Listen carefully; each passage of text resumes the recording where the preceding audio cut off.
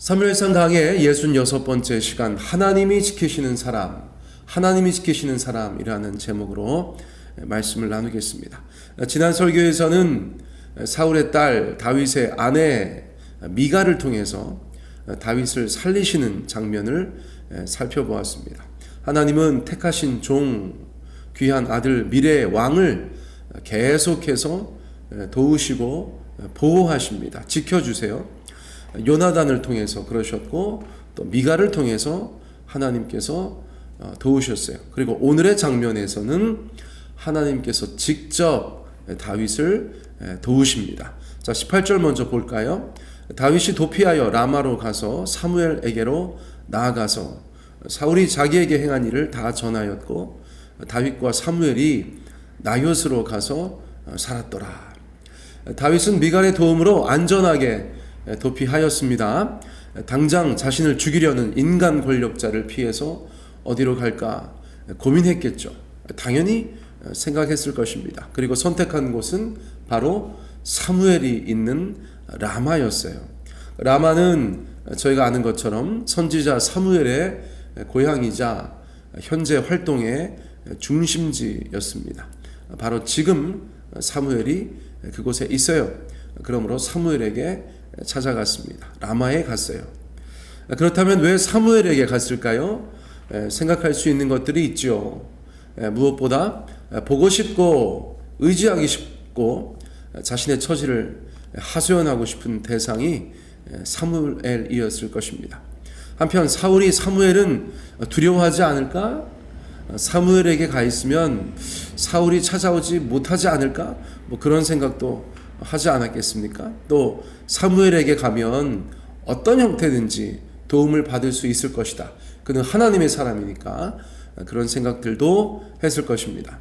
그래서 이 어려운 시기에 다윗은 사무엘을 찾아가는 것이에요. 그 시기에 찾아갈 사람이 있었다. 이것 때문에 감사한 일 아니겠습니까? 우리에게도 위기와 갈등, 아픔과 고통 속에 찾아갈 수 있는 대상이 있으면 좋겠어요. 다른 사람들 다 빼더라도 우리가 하나님이 계시다, 그 생각을 할 때 삶에 적지 않은 위로가 됩니다. 어려울 때 찾아갈 수 있는 사람이 있다. 이것은 감사한 일이에요. 사울이 자기에게 행한 일을 다 전하였다. 성경이 그렇게 말씀하고 계시죠. 사울이 자기에게 행한 일을 다 전하였다.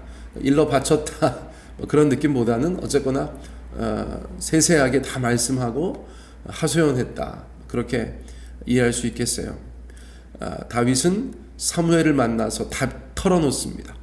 사울의 가슴 아픈 상태, 사울과 다윗이 파탄난 관계, 그리고 생명의 위협을 받고 있는 지금의 처지, 이 모든 것들을 말했을 것이에요.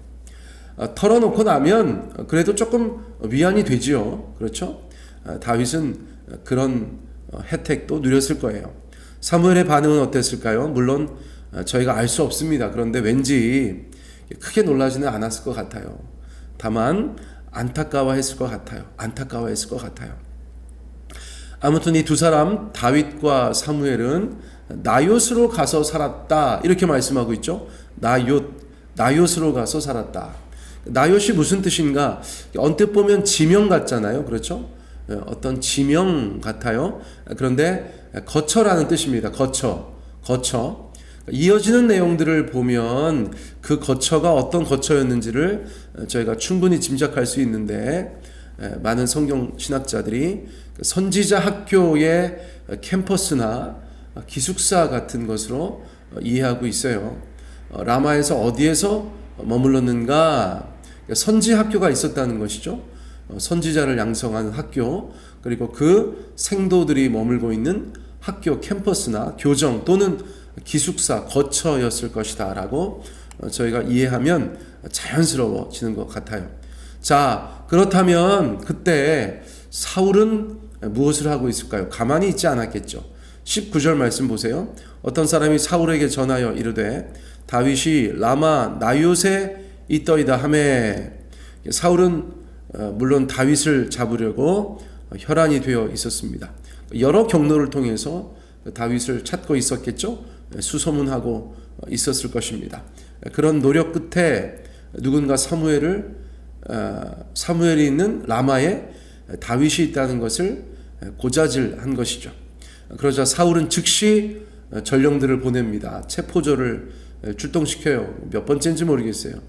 이제 다윗은 또 다른 위기에 처하게 됩니다. 20절, 사울이 다윗을 잡으러 전령들을 보냈더니 그들이 선지자 무리가 예언하는 것과 사무엘이 그들의 수령으로 선 것을 볼 때에 하나님의 영이 사울의 전령들에게 임하매 그들도 예언을 한지라.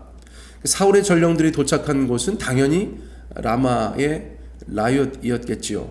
선지자 학교, 캠퍼스, 교정, 거처, 기숙사 그렇게 말씀드렸어요. 그곳에서 다윗을 잡으려던 군인들은 어떻게 되었답니까? 예언을 했다는 것이에요. 예언을 했다. 요점은 무엇입니까? 요점. 다윗을 잡으려고 출동한 무장 군인들이 무력화된 것이죠. 무력화됐어요. 힘 한번 써보지 못하고 그곳에 가서 예언하느라고 다윗을 잡을 수가 없었어요. 여러분, 하나님의 영으로 말미암아 무아지경에 빠졌다. 이런 사건이 사무엘상 10장에서도 있었어요. 사울의 경우였죠. 사울의 경우. 하지만 다른 사건이 분명합니다. 유사하지만 비슷한 요소들이 있지만 전혀 다른 사건이에요. 여기에서는 사무엘이 수령으로 있었다. 이런 형태의 전혀 다른 표현들도 있기 때문에 그렇죠. 사무엘은 이 시점에 아마도 이스라엘 순회 사역에서 은퇴하고 선지자 양성에 집중하고 있었던 것이 아닐까, 그렇게 저희가 생각할 수 있어요. 아무튼 본 장면에서 가장 중요한 것은 하나님께서 사울의 전령들을 무력화시키셨다는 것이에요. 그 사람들 선지자 세우려고 영적인 체험을 하게 하셨다, 그렇게 생각할 필요는 없죠. 그렇죠? 그들을 무력화시키셨던 것입니다. 자, 그런데 사울은 다윗을 잡아 죽여야겠어요. 포기하지 않습니다. 21절, 어떤 사람이 그것을 사울에게 알림해 사울이 다른 전령들을 보냈더니 그들도 예언을 했으므로 사울이 세 번째 다시 전령들을 보냈더니 그들도 예언을 한지라. 그러니까 이처럼 사울의 두 번째 시도도 하나님께서 무력화시키셨고요. 심지어 세 번째 시도도 같은 일을 통해서 무력화시키셨어요. 자, 세 번이나 그런 일이 벌어지니까 3-4번 저희 문화권에서도 그렇고 다른 여러 문화권에서도 그렇고 의미가 있는 것이죠. 충분히 했다. 더 이상은 안 되겠다. 그러므로 사울은 부하들을 보내지 않습니다. 이제 직접 다윗을 잡으러 갑니다. 22절입니다. 이에 사울도 라마로 가서 세구에 있는 큰 우물에 도착하여 물어 이르되 사무엘과 다윗이 어디 있느냐? 어떤 사람이 이르되 라마 나요새 있나이다. 그러니까 사울이 다윗에게 접근하고 있습니다. 분명히 더 많은 군사를 동원했을 것이죠. 사울은 그곳에 사무엘이 있다는 것을 알면서도 다윗을 잡으러 가는 것이에요. 이제 사무엘도 무섭지 않아요. 예를 들어서 사무엘이 여러 가지 면에서 예전 같지 못하다 이렇게 생각하는 것보다 사울이 제정신이 아니다, 저희가 그렇게 보는 것이 낫겠죠. 아무튼 판단력이 더 흐려졌어요. 넘지 말아야 할 것들을 계속해서 넘어서고 있어요. 다윗의 입장에서도 이전의 어떤 상황보다 좋지 못합니다. 사울이 직접 나섰어요. 이제 사울은 세구에 있는 큰 우물에 도착하여서 다윗의 정확한 은신처를 알아내죠. 그런데 이번에도 놀라운 일이 반복됩니다. 23절 24절, 사울이 라마 나요스로 가니라 하나님의 영이 그에게도 임하시니 그가 라마 나요스에 이르기까지 걸어가며 예언을 하였으며 그가 또 그의 옷을 벗고 사무엘 앞에서 예언을 하며 하루 밤낮을 벗은 몸으로 누웠더라. 그러므로 속담에 이르기를 사울도 선지자 중에 있느냐 하니라. 하나님은 사울이 다윗을 죽이는 것을 조금 더 허락하지 않으십니다. 가까이 가는 것도 허락하지 않으세요. 접근하는 것도 허락하지 않으세요. 다윗을 이렇게까지 특별하게 지켜주십니다. 사울에게 영적인 체험을 허락하셔서 무력화시키셨어요. 또 무력화시키셨어요. 그런데 앞선 경우와 다른 면이 있어요. 같은 면도 있죠. 무아지경에 빠지게 된 거. 그러나 다른 면도 많습니다. 어떤 차별점이 있습니까? 강권적으로 역사하셨어요. 이제는 막 나요새 가서 그런 것이 아니라 가면서 보다 더 강권적으로 그런 일들을 행하셨어요. 또 특이하게 역사하셨어요. 특이하게. 그렇죠? 또 보다 긴 시간 동안 영향을 끼쳐 주셨어요. 사울의 수치스러운 모습도 등장하죠. 옷을 벗은 모습. 이것은 이스라엘 문화에서 아주 수치스러운 것이었어요. 그렇게 정신없이 하루 밤낮을 보냈다고 합니다. 하루 밤, 하루 낮, 굉장히 오랜 시간이죠. 24시간이라고 해야 될지 하루 밤낮을 보냈다는 것입니다. 자, 이것은 다윗의 입장에서 다시 도망할 수 있는 충분한 시간이 확보된 셈이었죠. 자, 모든 것이 하나님의 역사였어요. 다윗은 다시 안전하게 되었습니다.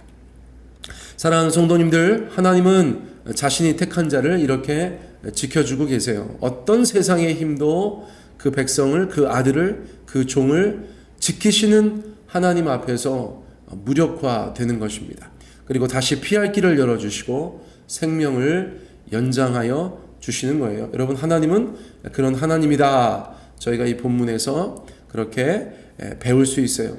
반면에 사울은 어떻습니까? 사울, 그는 엉뚱하게도 이스라엘 속담의 주인공이 되었다는 것이에요. 사울도 선지자 중에 있느냐? 사울도 선지자 중에 있느냐? 이런 속담이었어요. 원래 사무엘상 10장 이후에 사울도 선지자 중에 있느냐? 이런 말이 유행했다고 했는데 그때는 조금 긍정적이었어요. 그렇죠? 야, 사울도 선지자들 중에서 함께 예언을 했네. 이런 의미였다면 오늘의 말씀 이후에는 부정적인 말이 되었어요. 어떤 이가 본래 자신의 모습과 아주 동떨어진 행동을 하면 사울도 선지자 중에 있느냐? 이스라엘 사람들이 그렇게 말하게 되었다는 것이에요. 사울은 대대로 이제 불순종의 이름, 수치의 이름, 조롱의 이름이 되어 버렸던 것입니다. 사랑하는 성도님들, 우리는 어떤 사람이 되어야겠습니까? 다윗입니까? 사울입니까? 몇 번이나 이 말씀 가지고 도전하는 것 같은데 우리의 선택은 적어도 이런 면에 있어서는 다윗이다라고 분명히 고백할 수 있어야겠습니다. 각자 하나님 앞에서 마음을 정하시고 그런 인생들을 살아내시기를 예수님의 이름으로 축복합니다.